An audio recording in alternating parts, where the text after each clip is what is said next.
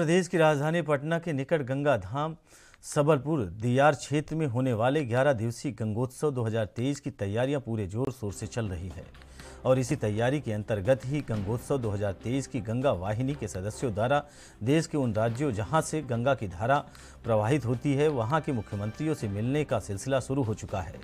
दिनांक 3/11/2022 को गंगोत्सव वाहिनी के कैप्टन प्रवीण कुमार, आचार्य डॉक्टर बालाजी सतपति, डॉक्टर राम विनय सिंह एवं अन्य गणमान्य सदस्यों का उत्तराखंड के मुख्यमंत्री पुष्कर सिंह धामी से मुलाकात हुई, जिसमें उनसे गंगोत्सव से संबंधित विभिन्न बिंदुओं पर चर्चा की गई।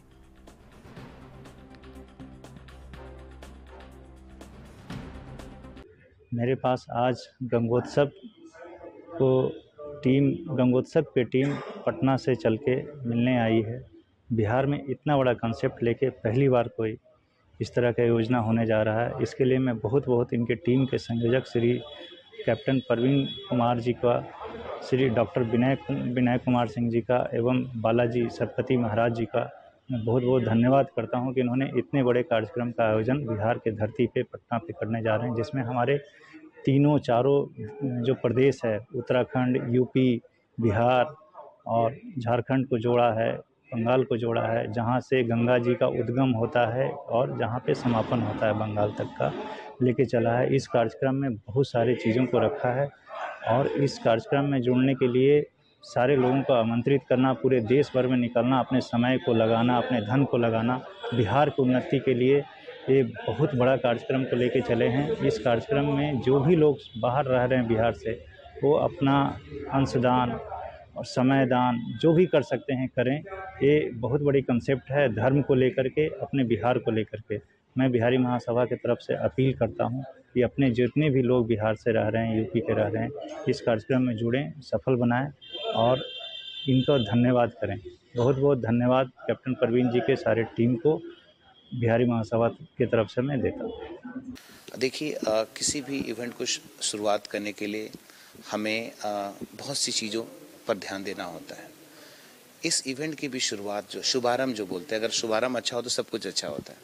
क्योंकि देवभूमि है और माँ गंगा का उद्गम स्थान गोमुख है, तो हमारे आचार्यों ने हमें जो बताया है उसके तहत ये निश्चित हुआ है कि एक हम उत्सव के तौर पर एक इवेंट कराए जिसका नाम गंगा जोत है।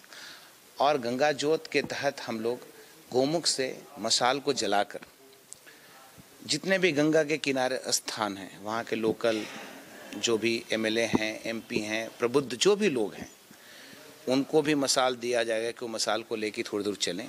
एक मैराथन के तौर पर होगा और वो मशाल वहाँ से चल के शाम में 4 बजे जो भी हमारे स्पॉट्स होगा मंदिर, वहाँ पर लग जाएगा, ताकि उस गंगा जोत को जो भी जन है, यहाँ के लोग हैं, वो दर्शन कर सके। क्योंकि साक्षात ये माँ की एक शक्ति होगी, माँ गंगा की, क्योंकि हम मंत्रों द्वारा उसको जागृत करके लाएंगे। और ये यहाँ से होते हुए गंगा सागर जाएगा, अभी तक का जो प्लान है, और गंगा सागर से फिर उस जगह पर जाएगा जहाँ पर गंगोत्सव होगा और जहाँ पर गंगा धाम बनाया जाएगा। तो ये हमारी प्रतिज्ञा है, ये हम इसके लिए प्रतिबद्ध हैं और ये हम कोशिश करेंगे कि हर साल हो और गंगोत्सव भी हर साल हो।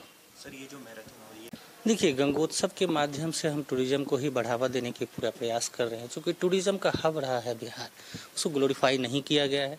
हम गंगोत्सव के माध्यम से उन चीज़ों को ग्लोरीफाई करने की कोशिश कर रहे हैं ताकि टूरिज्म बढ़े वहाँ का। और उसके तहत हम लोगों ने राजा महाराजा समागम समारोह भी उसमें जोड़ा गया है गंगोत्सव के अंदर। उसके बाद नदी से रिलेटेड अगर आप बात करें तो एक उसमें समर्पण का कार्यक्रम भी है। उसके बाद अवेयरनेस के ऊपर में भी है, एक संकल्प दिवस भी उसमें जोड़ा गया है। संकल्प दिवस में ऐसा हम लोग उम्मीद कर रहे हैं कि 1 लाख स्टूडेंट से उस संकल्प दिवस को मनाया जाए ताकि अवेयर हो लोग गंगा के प्रति।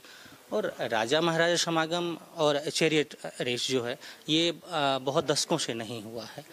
और टूरिज़्म की बात अगर आप करेंगे तो बिहार इतना टूरिस्ट प्लेस कहीं है नहीं। बिहार एक ऐसा प्रदेश है जहाँ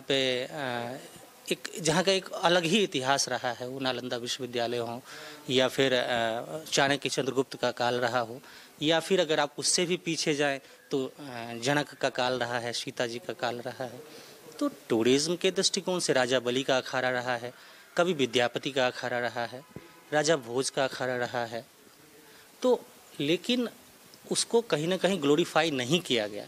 उसके दृष्टिकोण से हम लोग ये दोबारा से एक IDPTS द्वारा एक प्रयास है कि बिहार का टूरिज्म जगे। उसी दृष्टिकोण से हम लोग ये प्रयास कर रहे हैं, गंगा धाम बने, जो वर्ल्ड क्लास एक टूरिस्ट प्लेस डेवलप हो। इसी संदर्भ में ये गंगोत्सव का आयोजन किया जा रहा है।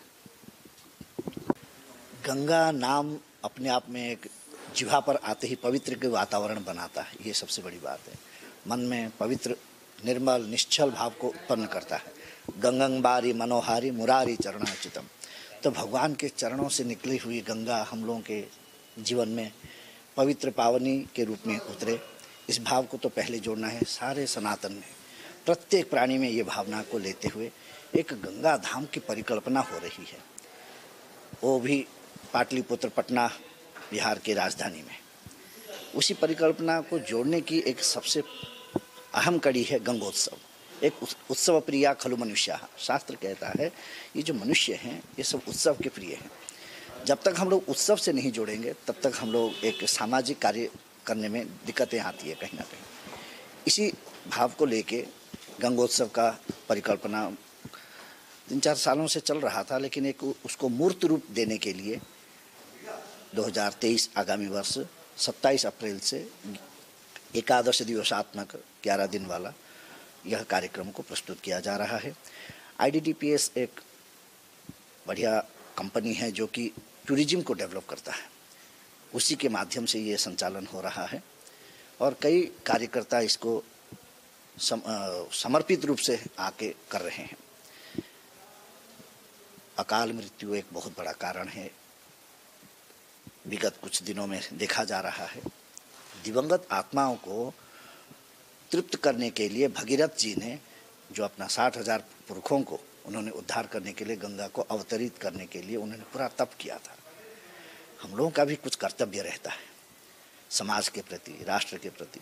उस भाव से हम चाहते हैं कि राष्ट्र के सर्वोच्च राष्ट्रपति से लेकर के एक सामान्य जन तक इस गंगोत्सव में जुड़े और गंगा धाम की परिकल्पना के सपना को साकार करें।